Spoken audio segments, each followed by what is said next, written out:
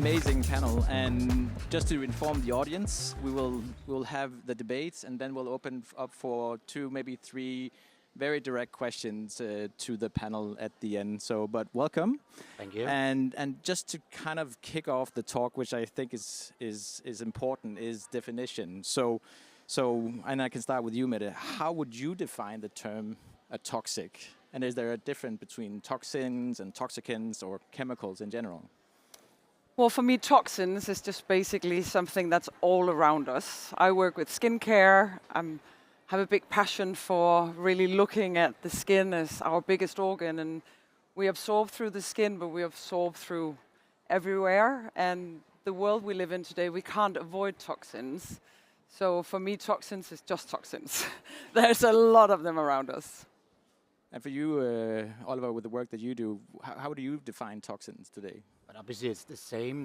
We're being exposed from so many different angles right now on various different toxins. Some can be more natural, but also in like a too large dose. Can be all the chemicals we're seeing. And obviously with our focus, it's a lot about what are you putting inside your body. And that could be, we do food supplements, so we care a lot about that in concentrated forms. But, you're putting a lot of stuff inside your body, but also air.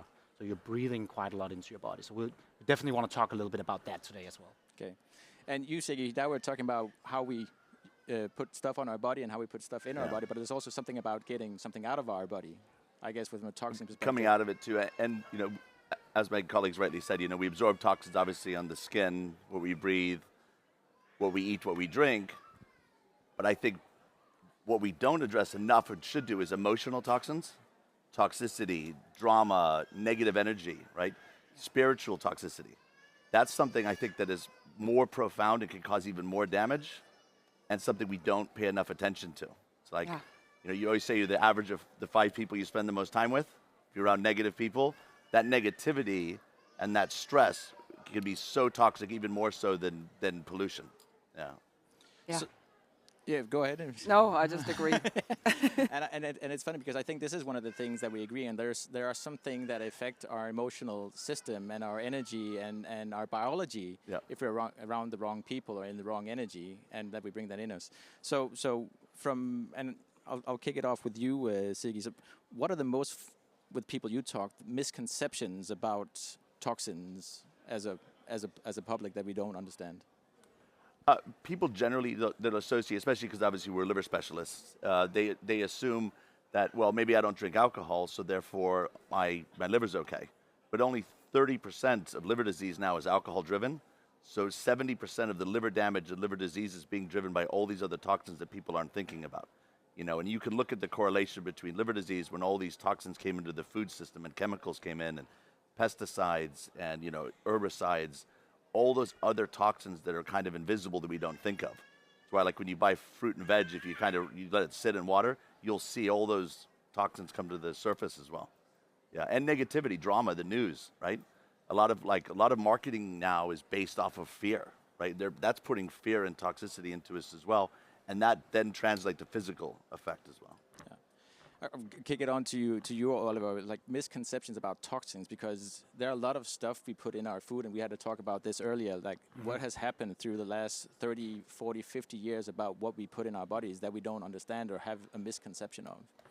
I think before I address the misconceptions, I think obviously all this, there's several things we got to do as consumers, right? It's impossible to navigate all the things we're being exposed to, whether it's like the PFAS we're seeing in some areas, like all over the place now, the pesticides we're talking about in food, the water, the quality of water, the heavy metals we see concentrate. So it's like, what do I really do as a consumer? And I think the key thing is to address the things you can do something about. And there's definitely things you can do, and simple hacks, even when we talked about it before, oxygen, like the air that we're breathing, do I actually ventilate my home? Do I have good quality air inside? That's something that's pretty damn simple. So it doesn't have to be very complicated. There's a lot of things you need to do that's fairly simple. But again, we are being exposed by many different areas. And right now, maybe you know better, I think, than any of us do. But what we're actually finding in people is just it's broadening. It's the beginning. If we look at foods and the water pollution that we've seen with pesticides, a lot of the stuff that we put into the soil to do agriculture in an industrial way, which has been from an efficiency perspective, has taken years, can take decades to sneak into the waterways, which will then sneak into our food chain or other areas. So there's so much to kind of address in it that I think misconceptions, I didn't really answer your question there, No. but I think it's just about what can I do and can I get some data from whether it's labs like Nordic Clinics or elsewhere to see what am I exposed to. That's where I would start, at least. And for the same for you, because now one of the things that I guess a lot of, and I'm trying not to be gender specific, but you go down to a convenience store and you get your creams and you get your, so there must be so much that we're not understanding about what we put on our bodies and the effect of what it, or the implications of what we do at it from a skincare perspective. Yeah, well, like I said before, our skin is our largest organ. We know it from medicine. You may get a gel, you put it on here, it will disperse all the way into the body. So this is what our beautiful organ with its microbiome and its delicate pH balance and everything, we really need to understand that this is vulnerable. This is our primary layer of protection, our immune defense system. So it's so important what we put onto our skin. So less is more in many ways. For me, it's all about plants. I believe very much in nature. So looking back in Africa, they've used shea butter for many, many decades to nourish what I like to call the leather. And we need to keep this in good condition. And obviously, when we apply something to the skin, it will get into the body. Our largest university hospital, Rigshospitalet, did a test on 111 women that was going into fertility treatment. And all 111 women had a chemical sun filter in their follicle liquids. So we need to understand that it goes into our body. So I would say much rather just buy a beautiful almond oil and apply to your skin if the budget doesn't cut, like whatever brand that you may prefer at the given time. But really to understand that this is skin food. This is what we apply onto our body. And I think for me, talking about toxins, it's very much about less in. So the less we apply to the skin or breathe or what we may do, the better. This also means that when we buy clothes, the reason why they also find chemical sun filters in our follicle liquids is because that's also used on clothes in order to make them not bleach in the shops. It's used on photographs so that they don't bleach. It's all around us everywhere. So the more that we can buy secondhand clothes that's already been washed, or definitely always wash the clothes before we start wearing them, things like this can really make a difference. But then more than anything, maybe, so less in, more out, and more than anything, restore. Because it's when we sleep, it's when we go into nature, get our grounding, get our daylight, that's when the body really functions well. And that's what we need to do, is to make sure that the body functions as good as possible, because this is the main challenge really, is that we can't avoid it, but we can do some things. I think maybe to touch on that for a second, I think dose makes the poison in this, so there's definitely something we can't be aware of it all, but if we're like overly exposed somewhere, that's where we got to pay attention. What are some clear examples of these overexposures that you experience in an everyday life? It's like, okay, I need to be aware of some things. I'm in an environment where I can't avoid them, but what are the things that I should be specifically pay specific attention to? I think the things that you're doing on a repeated basis, or where you're consuming larger amounts, and that goes back to like the water, the oxygen, like the things you're doing on a larger amount. That's definitely a key place to start. I think also the things that obviously, we come from foods and food supplements, but there's certain foods that you might be consuming again and again. Now we joke about a little bit here in Denmark with Emil talking about oats and everything that's going on in that space, but if it is oats that you're consuming in a larger dose, like buy organic when you can to avoid the pesticide load. The organic certification does not mean anything when it comes to heavy metals on the other flip side. So that's a different learning point that you need to know. And I think for the blood numbers and blood panels we've seen over the past, heavy metals is definitely something to be aware of too, for various reasons. And I'm assuming that's something you can also... Very much, yeah. We, in fact, the products that we make in the phytomedicines are plant-based. I actually do soil samples now at the farms, because that's not listed on maybe the assays, but we're checking that, and especially with the overuse of fertilization and chemicals as well, they're leaching into the heavy metals are leaching into the plants and the roots through the soil. So soil samples is is critically important. I think that's like touching on that for a second. I think what we've seen, like we do a protein powder, for example, and when you consume protein powder, you actually consume a decent dose of something. It's like not a very small dose, so it's a decent dose. So if the protein powder was polluted, there's a chance that you're polluting yourself. Clean Label Project did a recent study in the US on 83% of America's protein powder. So it's like very representative of the category. Of 83%, 47% of the brands were above the threshold set by Proposition 65, which is a Californian fairly strict threshold that's set. But 47% of them, if you took one serving of the protein powder, you were above the threshold. And think about the toxic load that you're seeing across, like it is a buildup of toxic load. So you might see heavy metals in your sweet potatoes, in your oats and other places, but if you are supposedly healthy smoothie in the morning, it's giving you a dose like that. That's where we really think it is so counterintuitive to what we are trying to do here as health advocates and so on, that that's definitely an area to address. And I think we should address the areas where there's the highest risk of contamination. I don't have the answers to that. Like there's definitely a lot of things out there, but we're clearly starting to see that in the soil too. Yeah. So plant proteins especially is something to pay attention to. Yeah. So we're in Copenhagen now, and I guess the air pollution here is a little bit worse than if we drive 100 kilometers west. So one thing is what we expose ourselves to and how we can kind of manage what we do in an everyday life, but sometimes the environment that we find ourselves in is just what it is. Yeah. So what are the things, and I think I'll start this one with you, SiggI, is like, how can we detoxify? So how can we balance what we are experiencing every day, just living where we're living? I think, the first thing is to be conscientious of what you're doing. And as my colleague was saying, skin's our largest organ. Our largest internal organ is the liver. And not only are we absorbing toxins into the skin, but your skin is actually one of your most powerful detox engines. And keeping the skin healthy, hydrated, and the ability to get rid of toxins through sweat. A lot of times when we exercise a lot and we're sweating at all these toxins, it's really important to actually remove those clothing and put fresh clothing on, because if not, all those toxins that your body spent all that time getting rid of will come right back in. So keeping your skin really healthy. And I think one of the things with certain sunblocks and some of the creams that are out there, or less expensive makeups, is they're actually clogging the pore. I mean, skin goes both ways. We absorb in and it takes things out. It needs oxygen in and it needs oxygen out. So keeping skin, that's probably, I think, one of the most important parts of detoxification is your skin, and keeping that really, really healthy as well. So, not wearing old sweaty clothes, a lot of these fake chemicals that are in like dry fits and things like that, that's really critical too. And being properly hydrated, and self-love, give your body, self-love, self-attention, hydration, and be conscious of your body getting rid of toxins. Toxins in, toxins out. Yeah. I'd like to touch as well on the use of deodorants. So our most important eliminative potential from our armpit, and then we roll on an antiperspirant, so we don't sweat. So even the name antiperspirant is quite crazy, because this is actually a part of the body where we need to get things out as well.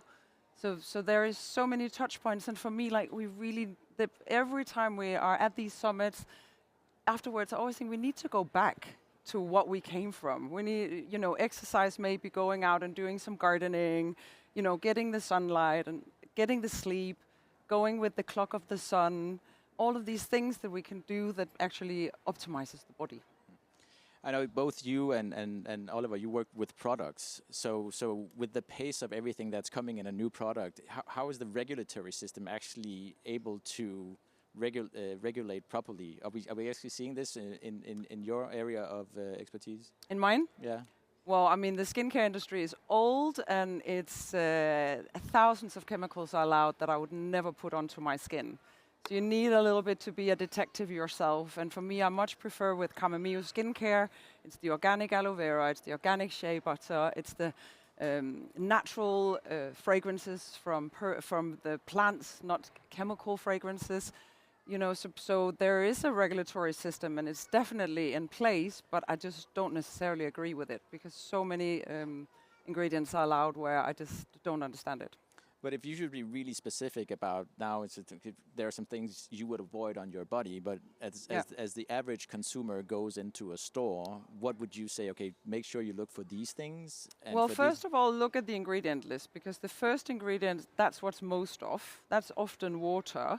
And if it's, so in our leave-on products, there's always leave-on. This is what stays on the skin all day. And then there's wash-off. This is a few seconds, it's on the skin. So pay the most attention to the leave-on products. They will be on your skin for the whole day.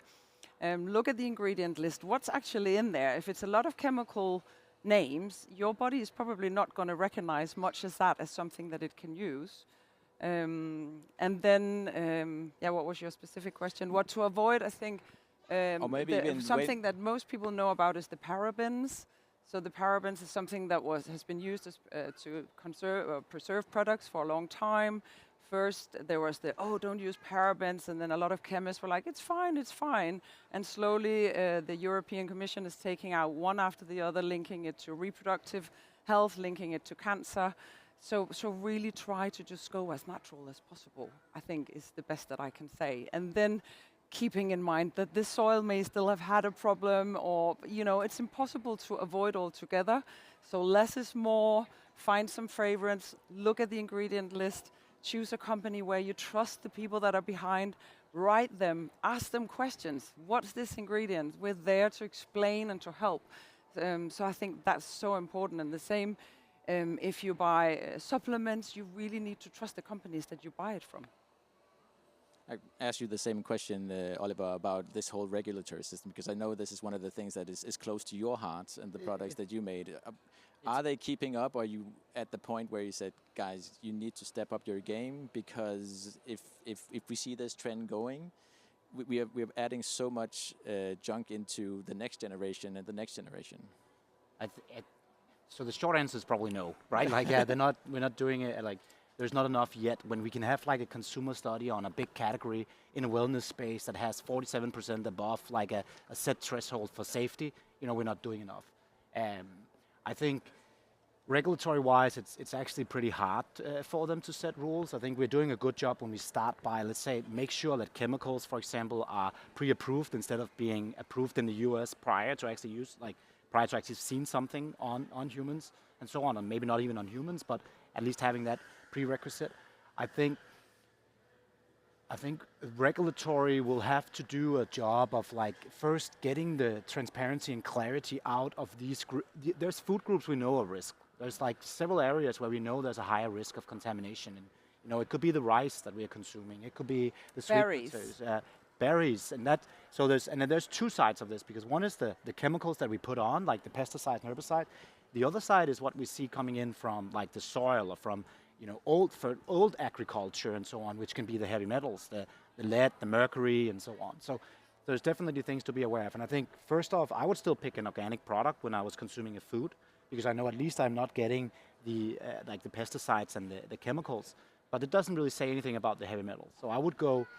First off, I would maybe just implement a heavy metal testing in the products we know there's a risk. And then as we get wiser and more educated, and we've done more testing, we can start being very specific on, maybe we need to test these things for PFAS. Maybe we need to test this for that. And we've seen now, which is something I think is very positive, we often see Europe is ahead in many ways, but California is sometimes even further ahead in some ways. So when we see across the ponds what's going on.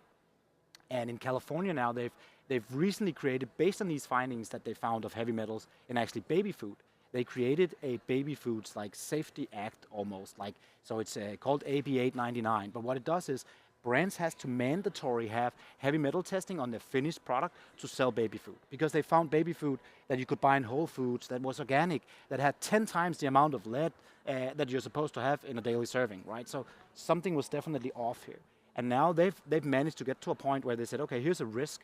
It's a very vulnerable population, part of our population, and there's a clear issue. Let's implement a safety mechanism to that. That's only, I think, 2 states, as I'm aware of in the US, that has actually implemented it. So it's nowhere near wide enough, but it's a starting point. And I think countries like Denmark and so on, they can do even more so to be front runners in this. And I have a belief and a dream that we will be, because we're a smaller country. It's maybe easier to set new standards. And I sincerely believe that most of us want to do the things that are better for other people, right? I know there's some convenience in using pesticides and so on, but we have overall like a good meaning for people, right? Yeah. Covering in, I'm curious about detoxing because it's a term that we use across a lot of stuff. From your experience and the work you do and the talks you have to people, what are some of the like detox trends that you see are really, really useful or borderline getting harmful? Detox is a funny word because it's removing toxins, and it's got some kind of bad misnomers as well because your body detoxifies better than any supplement could ever do. And as somebody that created detoxification programs for drug rehab clinics for 20 years to try to get those out, I used to take a very active approach to it. And you start to see some of these juice detoxes and some detox programs. And if you go into detoxification, it's incredibly caloric intensive. So you have to have a lot of calories. If not, it's like running an engine without oil. You can actually cause damage through detoxification if you're not getting in the right supplements, the right vitamins, the right substances as well to counteract that as well. So I think doing an active detoxification sometimes can actually be harmful. But staying hydrated, like I said, is incredibly important, what we're eating. And to touch on your regulatory question, that's interesting because obviously we're international and we're all over the place, but the regulatory bodies or the regulations, you got to look at the source of it.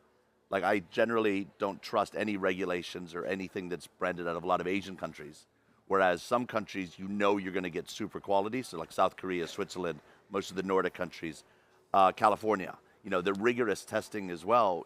There's a lot more credibility on that as well. And there is not a lot done from a regulatory perspective.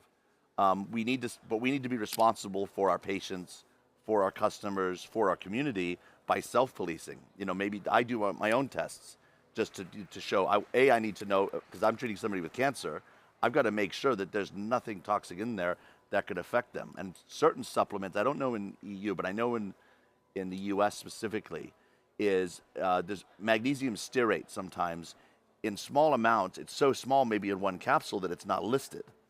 But if you're taking 10, 5, 6 pills of several supplements a day, you're actually getting a toxic load of a subproduct that's not listed as an ingredient. Just like McDonald's was washing their beef in ammonia. It's a manufacturing process, but you don't have to list it as an ingredient.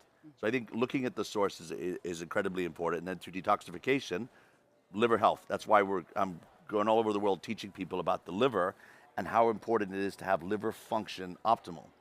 That's why in the last 50 years, liver disease is up 400%.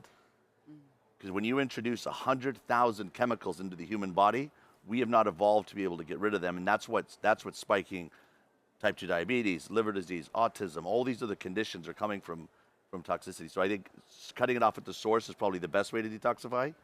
Taking care of your liver is probably is the second one, and then doing all the protocols that we need to do. But can you understand why it's hard for the common consumer to sit with that knowledge? Because sometimes do the positives outweigh the negatives? Yeah. So I think my question is, how do you communicate this in a way to people? Because a lot of responsibility, I guess, is with the consumer. Yeah. And we're sitting here and talking about a lot of the negatives. How do we get out there with a positive communication on not so much of here are all the consequences and you can hardly breathe or eat or anything? How do we kind of, as experts, go out and communicate it in a better way so it doesn't create panic of I can't even live anywhere, or I can't even put soap on my body or put an apple in my mouth? I mean, you should always lead with hope and with positivity, and I think we are shifting. I mean, just look at this event. This event didn't exist several years ago, so we're in that phase of doing it. We can't be ruled by fear.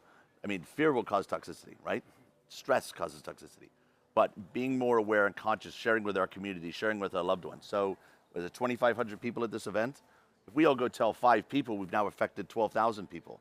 They affect 5 people. I think through community and through knowledge and speaking and giving our own experience as well, is that, the water's getting cleaner.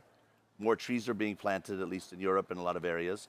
We're having this discussion about toxicity that nobody was discussing before. We're pedestrianizing roads. More people are riding bikes. We are moving in the right direction. I think the pendulum has already swung so far negatively. I think we're on a positive swing back, and it takes, we're all on the planet together. We're all co-creating, and I think we can all push that positivity through health, wellness, education, knowledge as well. Yeah, I think it's moving in the right direction for sure, and this room is a testament to that. Feel free to chime in. I very much agree. Sorry, please go ahead. No, go. I very much agree. But I also see a lot of the things like water quality in Copenhagen and Denmark is like we're doing more stuff now to avoid getting like pesticides into it. But we see water every year when we do any research, we have more like municipalities that are above the threshold of pesticides in the water. Wow. So we actually, the thing is like the ecosystem sometimes take 50 years to turn that around into it, right? So we still got to do something. But I totally agree with you. This group and this community that are being aware of it is the first step. And I think what's really important for us here as well is what are the few things we can do easily at home? Like what are the things we can implement so we can spread that positive, we talked about it earlier, but like there's smaller things that will have profound impact on how we actually will be able to detox and how much we're exposed to. So yeah, I'd love to touch on that afterwards. Yeah. Well, I just think that as we often talk at Camomile about the use of sunscreen, for example, it's not about being covered all day long. It's about sun sense. So maybe we need the sun cream if we're going out sailing all day, but we don't necessarily need it to go for 1 hour of gardening at 4 in the afternoon. So, and it's the same for me with everything. So I have the company, but around that I have this big bubble of natural health. And for me, it always comes back to the same. Use good sense, like air out at home, using a tracker now because my sleep wasn't good enough. I was telling myself I was getting 7 hours. I found out I was not. I'm a night owl, so I had this story about like I like to be up late at night. Now my kids are finally asleep. The company doesn't need me anymore. I love the night. Yeah, but my body, if I'm going to put my alarm for 6 o'clock in the morning, it's not going to work. So I need to push myself to bed. Get in there, get the rest in order for my body to heal and get back on track. But we need to take responsibility ourselves as well and use our good sense. Maybe we can't afford to buy organic food all around, but look at the big groups, the oats, the potatoes, all of these that what we consume a lot of. Then maybe your little organic sprinkle, it's okay, it's not organic this month or whatever, but really to try to find the easy ways and more than anything to give the body the chance to recover, because our body is quite amazing. It's quite a wild system that can actually do so much good. So this is like we talk so much about, it's really not about fear, but it's more about looking at your lifestyle and saying, where can I make these little changes that actually make a massive difference? And something like healing, we can also talk about the gel water in our body, the fourth water form. We create the gel water just by being in sunlight. So we really need to go back into nature, back into the forest. It's the lung of earth. So every time we go into nature, we're feeded with so much goodness. So rather put that into a schedule. And then, of course, if we're looking at a handful of supplements like this, maybe it's too many, but then get help from experts to say, what is it that I need? So sense is really, common sense for me is where we need to get back with so many things. And I'll kick it on to you, Oliver, and it's a two-part question, because first of all, going back to what are kind of like the marginal gains you see in everyday life with a big effect? Yeah. Let's start with that one. Yeah, let's start with, I think I would say, water. I say, like, get a water filter. Make sure you start by doing that. Get quality water. We're drinking quite a lot of water every day. But I think air. And I think now we are entering the month where we spend way more time indoor here in the Nordics especially. And I think like making sure you ventilate your house several times a day is actually a really big thing. And it's just 10 minutes, right? It's just 10 minutes. Yeah. And I was not a ventilator. I was sleeping very warm actually. And I found out also I had mold in my body when we did blood work. But things like ventilating, when you're cooking, open the window, use the vent that you already have installed, put it up. That's where we see a lot of these particles comes in. If you have candles, don't turn on candles all the time. I'm not saying don't light up a candle at home, but there's better opportunities like something made of beeswax versus like a less, natural one and so on. There's all the scents, the cleaning articles in your house. They will also end up in your in your oxygen that you're breathing. So if you can try to pick something where the brand behind care about what they put in is more based maybe on natural ingredients or just the essential oils and so on versus like a very chemical Ajax or whatever there is out there that people are using. So I think there's a lot of stuff you can do at home, but if you could leave it one thing, like take your shoes off at home when you come in, open your windows regularly, and when you cook, make sure you ventilate, and then you could buy an air filter if that's something. That's also a way when you have the windows closed. They will impact quite a lot if it's a high quality one. So feel free to join in. Yeah, I completely concur with that. Fresh air is so paramount, especially with all the chemicals that are in the paints, maybe the air filters, getting your air filters cleaned. Even like if you have indoor like HVAC systems, so we get ours cleaned once a year, and you can use things like, it's not expensive, you can use like vinegar. Cleaning products are a huge source of toxicity as well. Yeah. All those chemicals that are in there, you can do acidic water and white vinegar, natural as well. I think mold's a huge problem, and it goes often undiagnosed, and I think it's driving a lot of the cancers and situations as well. Plus mold in coffee, that's actually a huge issue. The coffee might leave okay when it leaves Colombia or it leaves there, but if it's not stored properly, that is a huge source of mold that we're getting into the population is through coffee beans. I just to let everybody aware, it's something we should be cognizant of as well. But yeah, the fresh air, fresh water, and forest bathing, like you said, go out in nature. Yeah. The energy you get from being around trees, that positive energy is incredibly healing. Can you put some words on like the more emotional part of energy or toxins in general? What are some of the things that you can practice on an everyday basis that will remove some of the negative toxins from your body? Is it being grateful or? Being conscious I think is really important. I would say the most effective thing we can do for good health is just being conscious. It doesn't cost any money and it's instant. And we all can do it. You just be conscious of what we're doing, what we're taking in, how we're speaking to other people, how we're receiving it.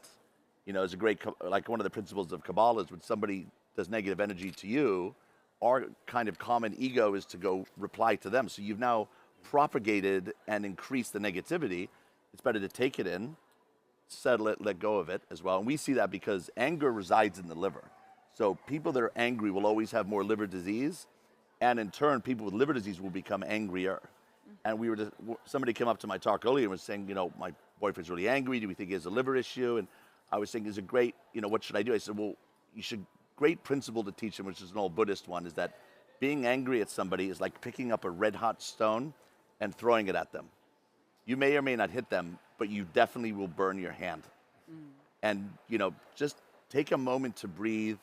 Breathing exercise. I like to do a thing where it's like the 5 senses, or 6 senses really, is you just take a second and you go, okay, close your eyes and be like, what am I seeing? What am I hearing? What am I tasting? What am I smelling? What am I feeling? Like I can feel a draft, right? That took seconds, and it brings you present right here and now. And same thing with breathing techniques. Doesn't cost any money or really any time, and it brings you into the presence because, another great Buddhist saying, which I love, which is, worrying about yesterday causes depression. Worrying about tomorrow causes anxiety. To know peace is to know now.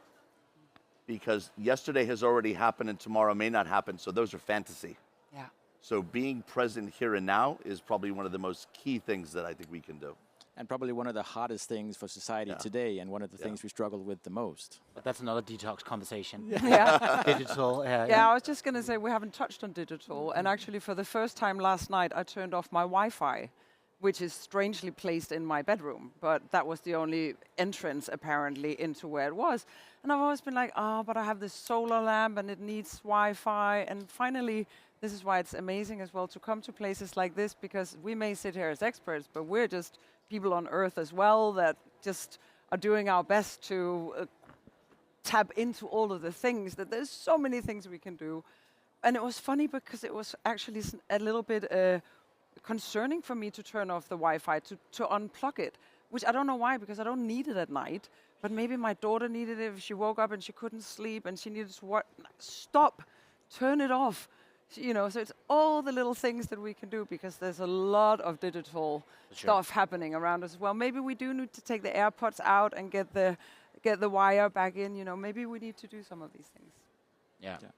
I think we'll open the floor. If there are a few questions for our panel today, just put up your hand and I'll come down with the microphone.